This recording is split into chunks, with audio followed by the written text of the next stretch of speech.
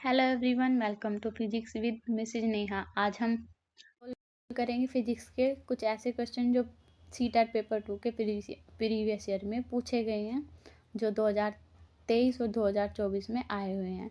चलिए स्टार्ट करते हैं। क्वेश्चन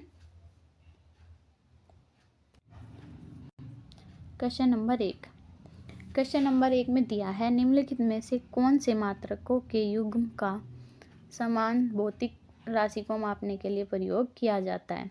तो इसमें हमें बताना है कौन सा ऐसी यूनिट जो हमें दी गई है ऑप्शंस में, कौन सी ऐसी जो दो यूनिट्स हैं जो सेम भौतिक क्वांटिटी के लिए यूज की जाती है, फिजिकल क्वांटिटी के लिए यूज की जाती है, सेम यूनिट कौन सी है वे। ऑप्शन नंबर 1 में चेक करते हैं। ऑप्शन नंबर 1 में दिया है किलोग्राम मीटर पर second square and watt second. यहाँ पर जो पहली यूनिट दी है ये होती है फोर्स की, क्योंकि फोर्स होता है F इजिकल्स टू MA और जिसकी यूनिट होती है kg मीटर पर सेकंड स्क्वायर। तो पहली यूनिट यहाँ पर फोर्स की है और दूसरी यहाँ पर है एनर्जी की, और जिसको हम इसका फॉर्मूला होता है E इजिकल्स टू VC। इसको हम एनर्जी या वर्क डन भी बोल सकते हैं, वर्क और एनर्जी। तो ये होगा E इजिकल्स टू PT। यहाँ पर इसकी जो यूनिट होगी वो होगी वॉट सेकंड। तो ये दोनों जो यूनिट ऑप्शन 1 में दी है वो दोनों अलग अलग क्वांटिटीज़ की यूनिट है। तो ऑप्शन नंबर 1 हमारा गलत होगा। अब ऑप्शन नंबर 2 देखते हैं। ऑप्शन नंबर 2 में जो हमें पहली यूनिट दी है, पहली यूनिट ऑप्शन चेक करते हैं। सेकंड ऑप्शन में हमें दिया है किलोग्राम मीटर स्क्वायर पर second square. Kilogram metre square पर सेकंड स्क्वायर यूनिट होती है एनर्जी की, E इजिकल्स टू mgh। यहाँ से हम इसकी यूनिट निकल कर आती है, ये यूनिट है एनर्जी की।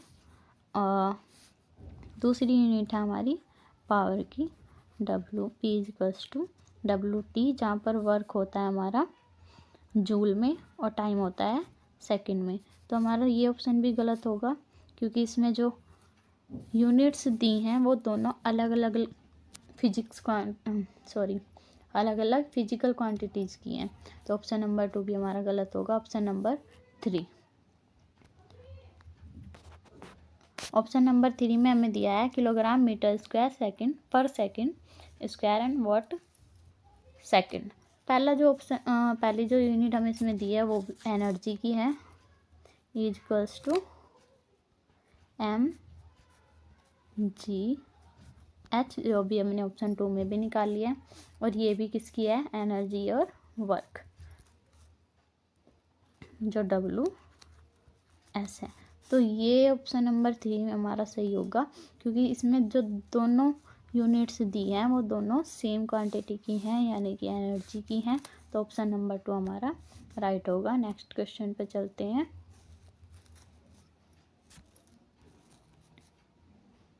नेक्स्ट क्वेश्चन में पूछा है, एक पिन का रैखिक संवेग P तथा द्रव्यमान M है, इसकी गतिज ऊर्जा क्या होगी। देखिए गतिज ऊर्जा हम निकालते हैं, K equals to 1/2 mv square से। और हमें क्वेश्चन में P और M के रिलेशन में हमें ये गतिज ऊर्जा बतानी है। तो हम जानते हैं कि P इक्वल्स टू होता है mv, तो हम यहाँ mv की जगह लिख देंगे P, और जो v बचेगा उसमें हम m की मल्टीप्लाई और m से डिवाइड कर देंगे, तो एक mv हमें यहाँ से मिलेगा, ये होगा 1/2 p स्क्वायर और अपन में आ जाएगा m। तो यहाँ पे काइनेटिक एनर्जी के लिए जो p स्क्वायर बाई 2m, ये फॉर्मूला होगा काइनेटिक एनर्जी के लिए, जो हमें दिया है ऑप्शन नंबर 3 में। तो ऑप्शन नंबर 3 यहाँ इसका राइट आंसर होगा। अब आते हैं क्वेश्चन नंबर 3। क्वेश्चन नंबर 3 में दिया, प्रत्येक 1/3 ओम के 3 प्रतिरोधों को जोड़ने के द्वारा प्राप्त की जा सकने वाले अधिकतम और न्यूनतम प्रतिरोध के बीच का अंतर क्या है। तो सबसे पहले हमें इसका अधिकतम प्रतिरोध और न्यूनतम प्रतिरोध निकालना होगा, उसके बाद में हम इसका अंतर निकालेंगे। अधिकतम प्रतिरोध न्यूनतम प्रतिरोध निकालने के लिए पहले हम इनको सीरीज में कैलकुलेट करेंगे, सीरीज में जोड़कर तब कैलकुलेट करेंगे। एक बार हम इनको पैरेलल में जोड़कर फिर कैलकुलेट करते हैं, देखते हैं कौन सा ज़्यादा आएगा कौन सा कम आएगा। इसमें आता है जब हम रेजिस्टेंस को सीरीज में जोड़ते हैं तब फॉर्मूला यूज करेंगे R1 plus R2 plus R3, जहाँ R1 R2 R3 हमारा तीनों कितना है 1/3 1/3। जब हम इनको जोड़ेंगे 1/3 प्लस 1/3 प्लस 1/3, इसको कैलकुलेट करके आएगा हमारा 1 ओम। तो हमारा जब रेजिस्टेंस सीरीज में जोड़ा गया तब उसका प्रतिरोध कितना होगा 1 ओम। अब हम पैरेलल के लिए निकालेंगे, जब हमारे रेजिस्टेंस पैरेलल में जुड़े होंगे तब इसके लिए फॉर्मूला लगता है 1/RP = 1/R1 plus 1/R2 plus 1/R3।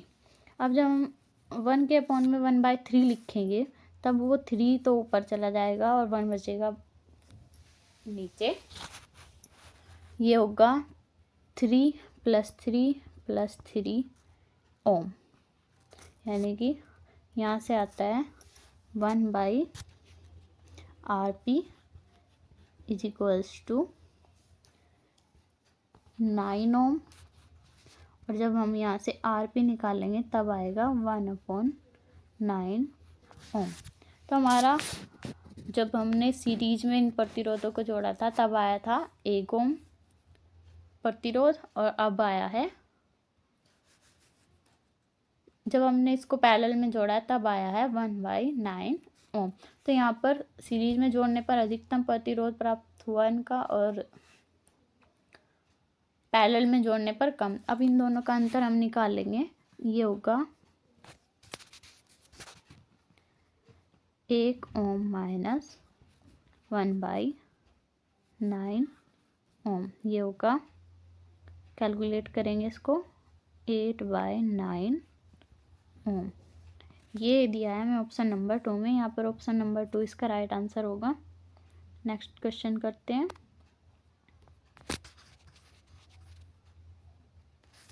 Next question में हमसे पूछा है एक ऊंचाई से 15 ग्राम द्रव्यमान का पंख छोड़ा जाता है, यह पाया जाता है कि वह एक समान वेग से गिर रहा है, इस पर काम करने वाला नेट बल कितना होगा। तो हमें क्वेश्चन में दिया है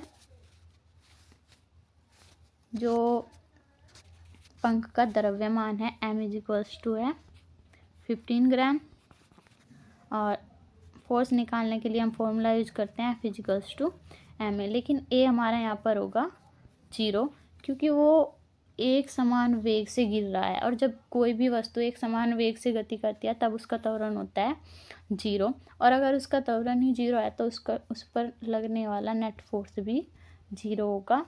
तो ये दिया है हमें ऑप्शन नंबर 4 में। क्वेश्चन नंबर 4 का राइट आंसर है ऑप्शन नंबर 4। अब हम देखते हैं क्वेश्चन नंबर 5। चलिए स्टार्ट करते हैं। क्वेश्चन नंबर 5, क्षैतिज मेज पर पड़े हुए एक डिब्बे का द्रव्यमान 500 ग्राम है, उस पर लगने वाले बल या बलों के संबंध में निम्नलिखित में से कौन सा कथन सही है। जहाँ पर हमें जी दिया है, ग्रेविटेशन फोर्स दिया है 10 मीटर/सेकंड²। देखिए जब कोई बॉक्स या वो कुछ भी चीज़ है वो किसी टेबल के ऊपर रखी हुई है तब उस पर 2 फोर्स काम करते हैं। एक तो जिससे पृथ्वी उसे अपनी ओर खींच रही है, यानी कि उसका भार, वो होगा W = mg। चलो इसको कैलकुलेट कर लेते हैं। यहाँ पर W = होगा mg, और जो लगेगा नीचे की ओर, क्योंकि उसे पृथ्वी अपनी ओर खींच रही है इस भार से। तो m दिया है हमें 500 ग्राम, ग्राम में हमें m दिया है तो इसको सबसे पहले हम kg में कन्वर्ट करेंगे, और kg में कन्वर्ट करने के लिए इसमें डिवाइड करेंगे हम 1000 से, तो ये होगा 0.5 kg। जी दिया है हमें 10 मीटर पर सेकेंड स्क्वायर, तो डब्ल्यू यहाँ पर होगा, जो उसका भार यहाँ पर होगा वो होगा 0.5 इंटू 10। या इसका कैलकुलेट करेंगे, ये आ जाएगा 5 न्यूटन। अब जब ये 5 न्यूटन आ गया है और ये लग रहा है नीचे की तरफ, एक बल तो ये हुआ जिससे पृथ्वी से अपनी ओर खींच रही है, दूसरा बल वो होगा जो टेबल उस बॉक्स पर लगा रही है, वो भी इतना ही होगा। सेम, ये दोनों क्वांटिटी में सेम है लेकिन अलग अलग दिशाओं में लग रहे हैं, तो इस बॉक्स पर 2 संतुलित बल काम कर रहे हैं।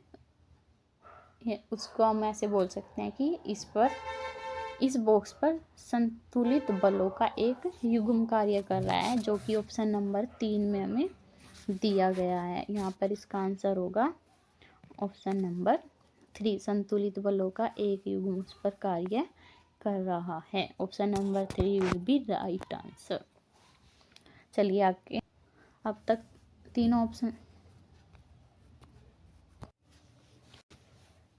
क्वेश्चन नंबर 6, न्यूटन के गुरुत्वाकर्षण के सिद्धांत को एक उत्कृष्ट सिद्धांत मानने के पीछे निम्नलिखित में से कौन सा सर्वाधिक उपयुक्त कारण है।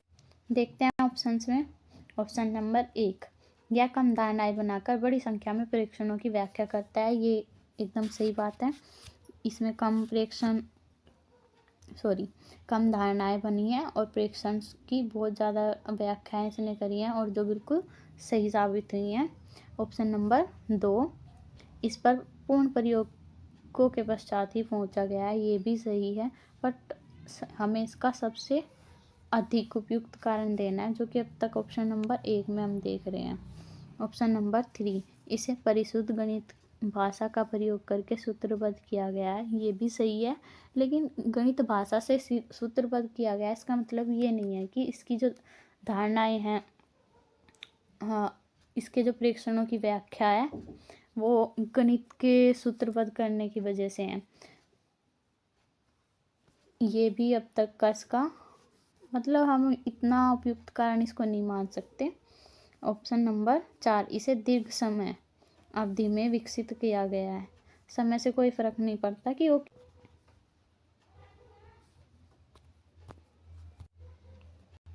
तो ऑप्शन नंबर 4 में जो दिया है, इसे दीर्घ समय अवधि में विकसित किया गया। समय अवधि पर से कोई फर्क नहीं पड़ता ये एक उत्कर्ष सिद्धांत है या नहीं, इसको सिद्ध होने के लिए हमें समय कितना लगा, ये इस चीज़ से इस पर कोई फ़र्क नहीं पड़ता कितना टाइम लगा है, कितना टाइम नहीं लगा है। अब तक का जो इसमें सबसे सर्वाधिक उपयुक्त कारण है वो ऑप्शन नंबर 1 में हमने देखा, यह कम धारणाएं बनाकर बड़ी संख्या में परीक्षणों की व्याख्या करता है। तो यहाँ पर ऑप्शन नंबर 1 इसका राइट आंसर होगा, ऑप्शन नंबर 1। अगला क्वेश्चन देखते हैं, क्वेश्चन नंबर 7। क्वेश्चन नंबर 7, निम्नलिखित कथनों को पढ़िए और सही उत्तर का चुनाव कीजिए। ठीक है, देखते हैं। अभिकथन ए, एक तापदीप्त बल्ब का तंतु फिलामेंट टंगस्टन से बना होता है। रीजन दिया है, टंगस्टन का निम्न प्रतिरोध व उच्च गलनांक होता है। बिल्कुल ऑप्शन नंबर 1 तो सही है। आदर्शन जो है वो बिल्कुल सही दिया गया है। एक तापदीप्त बल्ब का तंतु टंगस्टन का बना होता है, ये बिल्कुल सही बात है। लेकिन जो इसका रीजन इसने दे रखा है, टंगस्टन का निम्न प्रतिरोध एवं उच्च गलनांक होता है, ये गलत है। क्योंकि टंगस्टन में जो प्रतिरोध लगा होता है हम उसे उच्च प्रतिरोध लगाते हैं, उसमें उच्च प्रतिरोध होता है, उच्च गलनांक होता है, जिससे वो जल्दी फ्यूज ना हो, जल्दी ना टूटे। इसके लिए हम उसमें उच्च प्रतिरोध और उच्च गलनांक का यूज करते हैं। तो यहाँ पर अभिकथन ए सही है, लेकिन उसका रीजन गलत दे रखा है। देखते हैं कौन से ऑप्शन में दे रखा है। ऑप्शन नंबर 1, ऑप्शन नंबर 1 में दिया है ए और आर दोनों सही हैं, ये गलत है। ऑप्शन 2, ए और आर दोनों सही हैं, परंतु आर ए की व्याख्या नहीं करता, ये भी गलत है। ऑप्शन नंबर 3, ए सही है किंतु आर गलत है। यहाँ पर इसका ऑप्शन नंबर 3 सही आंसर होगा। नेक्स्ट क्वेश्चन देखते हैं। Question number 8। क्वेश्चन नंबर 8, निम्नलिखित में से किस अवस्थिति में स्प्रिंग में न्यूनतम कम से कम स्थितिज ऊर्जा होगी? तो देखते हैं, ऑप्शन में दिया है स्प्रिंग को न्यूनतम तक संपीड़ित किया जाता है तथा वह ऊंचाई पर रखा गया है। तो जब वो ऊंचाई पर है और उसको कंप्रेस भी किया जा रहा है तो उसमें एनर्जी तो होगी, लेकिन हमें वो ऑप्शन बताना है, वो बतानी है स्थिति जिसमें न्यूनतम स्थितिज ऊर्जा होगी। न्यूनतम इसमें तो होगी, तो ये गलत हो जाएगा। स्प्रिंग को अधिकतम तक खींचा जाता है, उसे ऊंचाई पर रखा जाता है, इसमें भी गलत होगा। इसमें भी उसकी एनर्जी होगी क्योंकि उसको ऊंचाई पर रखा गया है और उसको खींचा भी गया है। स्प्रिंग को न्यूनतम संपीड़ित किया जाता है तथा वह भूमि पर पड़ा हुआ है। तो ये